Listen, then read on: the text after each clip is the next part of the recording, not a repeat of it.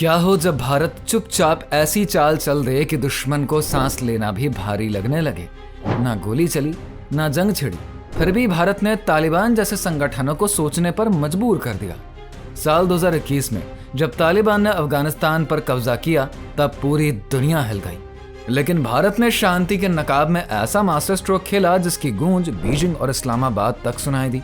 अफगानिस्तान की धरती के नीचे छुपे $3 ट्रिलियन के खनिज भंडार पर भारत ने अपनी निगाहें जमा दी और तालिबान को बिना किसी मान्यता के डिप्लोमेटिक रूप से घेर लिया।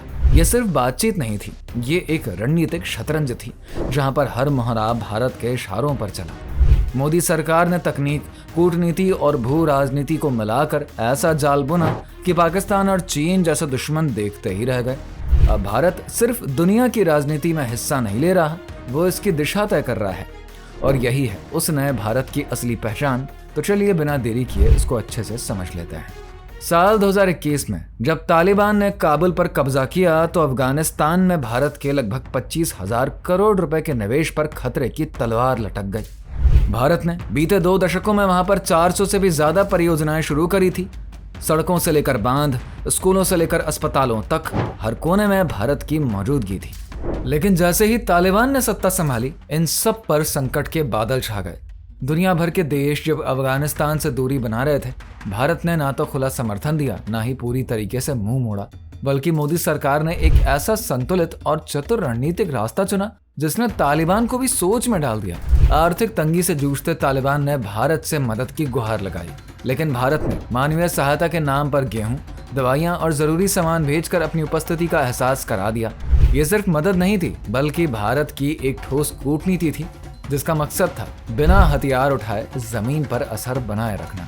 भारत ने इस दौरान अपनी टेक्नोलॉजिकल ताकत और डिप्लोमेटिक नेटवर्क को भी बाखूबी इस्तेमाल किया। साल 2025 में जब विदेश मंत्री एस जयशंकर ने तालिबान के acting foreign minister Aamir Khan मुत्ताकी से फोन पर बातचीत करी तो यह पहली बार था जब भारत ने तालिबान के साथ आधिकारिक बातचीत को सार्वजनिक रूप से स्वीकारा। इसके बाद जनवरी 2025 में विदेश सचिव विक्रम मिस्री ने दुबई में मुत्ताकी से सीधी मुलाकात करी और भारत की रणनीति को और भी मजबूत किया। भारत ने साफ कर दिया कि वो एक समावेशी सरकार का समर्थन करता है, लेकिन साथ ही ये भी जता दिया है कि अफगानिस्तान में उसकी भूमिका और मौजूदगी कमजोर नहीं बल्कि निर्णायक है। ये पूरी रणनीति सिर्फ डिप्लोमेसी नहीं थी, ये एक शतरंज की चाल थी जिसमें भारत ने हर मोहरे को सोच समझ कर चलाया और तालिबान को भारत के साथ सहयोग करने पर मजबूर कर दिया। अफगानिस्तान की धरती के नीचे छुपा है $3 trillion mineral treasure, lithium, copper, cobalt और रेयर अर्थ मिनरल्स, जिनकी आज की दुनिया में वैल्यू किसी तेल के कुएं से कम नहीं है। चीन और पाकिस्तान इस खजाने को पाने के लिए लंबे समय से ललचाए बैठे हैं, लेकिन भारत ने चुपचाप ऐसा गेम प्लान तैयार कर लिया जिसने सारी बाजी ही पलट दी। मोदी सरकार ने DRDO और भारतीय स्टार्टअप्स के साथ मिलकर ऐसी उन्नत टेक्नोलॉजी तैयार करी जो कि न सिर्फ खनन को तेज, सटीक और सस्ता बनाएगी, बल्कि दुर्गम इलाकों में सुरक्षा और निगरानी की नई मिसाल भी पेश करेगी। भारत के ऑटोनमस ड्रोन्स अब 10 किलोमीटर तक उड़ान भर सकते हैं, 52 किलो तक का वजन उठा सकते हैं और मिनरल फील्ड्स का रियल टाइम डेटा इकट्ठा कर सकते हैं। ये सर्वे ड्रोन्स अफगानिस्तान के मिनरल रिवर्स की नसें पढ़ सकते हैं।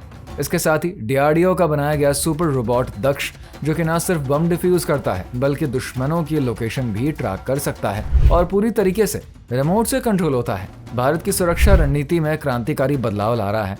ये रोबोट थार के रेगिस्तान से लेकर कारगिल की बर्फीली ऊंचाइयों तक काम करने में सक्षम है।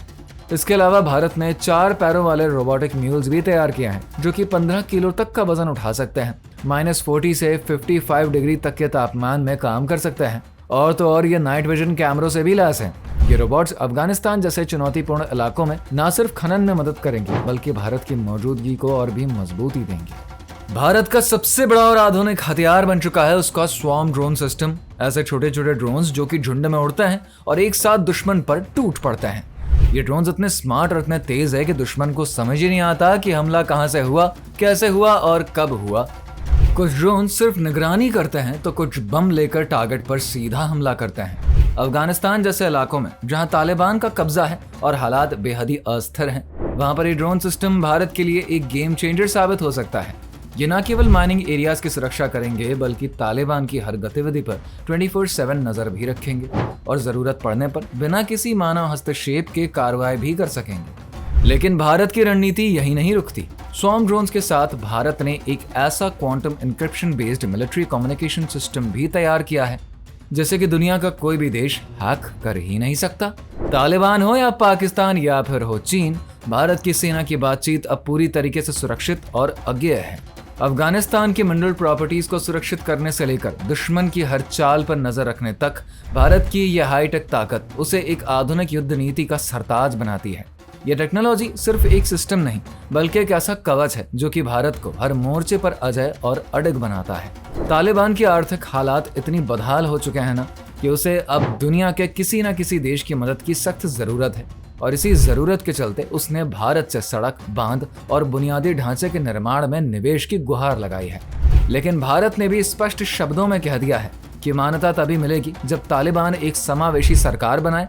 भारत ने मानवीय मदद देकर अपने सद्भाव का परिचय दिया, लेकिन साथ ही टेक्नोलॉजिकल ताकत का एहसास भी कराया। भारत के ऑटोनमस टैंक मंत्रा और घातक स्वॉर्म ड्रोन्स ने तालिबान को यह सोचने पर मजबूर कर दिया कि भारत के साथ टकराव मोल लेना मूर्खता होगी। अब तालिबान भारत से सहयोग के रास्ते तलाश रहा है क्योंकि उसे समझ आ गया है कि भारत सिर्फ शांति की बात नहीं करता, जरूरत पड़ने पर शक्ति भी दिखाता है। भारत की इसी दोहरी रणनीति ने पाकिस्तान और चीन की नींदें उड़ा दी हैं। पाकिस्तान, जो कि लंबे समय से तालिबान का समर्थक रहा है, अब डर में है कि कहीं तालिबान भारत के पाले में न चला जाए। दूसरी ओर चीन, जो कि अफगानिस्तान के मिनरल रिसोर्सेज पर कब्जा जमाना चाहता था, भारत के एडवांस स्वॉर्म ड्रोन सिस्टम और क्वांटम इंक्रिप्शन तकनीक से बुरी तरीके से घबराया हुआ है। भारत के स्मार्ट डिप्लोमेसी और तकनीकी बढ़त ने अफगानिस्तान के भूगोल और राजनीति दोनों में अपनी मजबूत पकड़ बना ली है और यही कारण है कि आज भारत को अफगानिस्तान में नजरअंदाज करना नामुमकिन हो गया है। भारत का प्रभाव अब सिर्फ टेक्नोलॉजी और डिप्लोमेसी तक सीमित नहीं रह गया है, बल्कि वो अफगानिस्तान की जनता के दिलों में भी अपनी गहरी जगह बना चुका है और इसका सबसे बड़ा जरिया बना है बॉलीवुड और क्रिकेट। जब एक ओर तालिबान सत्ता में आया तो दूसरी ओर आम अफगानी नागरिकों ने भारत को एक भरोसेमंद दोस्त की तरह देखा, क्योंकि भारत ने बिना किसी शोर शराबे के स्कूल, अस्पताल और सड़कों का निर्माण करके वहां की जिंदगी को बेहतर बनाने में मदद करी।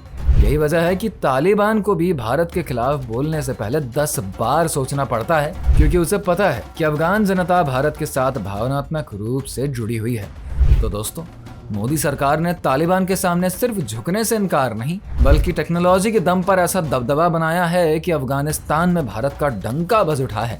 $3 ट्रिलियन के खनिज भंडार पर भारत की पैनी नजर और साथ ही स्वॉर्म ड्रोन्स, ऑटोनमस टैंक्स और क्वांटम इंक्रिप्शन जैसी एडवांस टेक्नोलॉजी ने तालिबान, पाकिस्तान और चीन तीनों को बैकफुट पर ढकेल दिया है। भारत ने दुनिया को दिखा दिया कि आज की जंग बंदूक से नहीं, ब्रेन पावर और इनोवेशन से जीती जाती है। आपको क्या लगता है? कमेंट करके जरूर बताइए। अगर आपको ये वीडियो पसंद आई है तो लाइक करिए, शेयर करिए, चैनल को सब्सक्राइब करिए।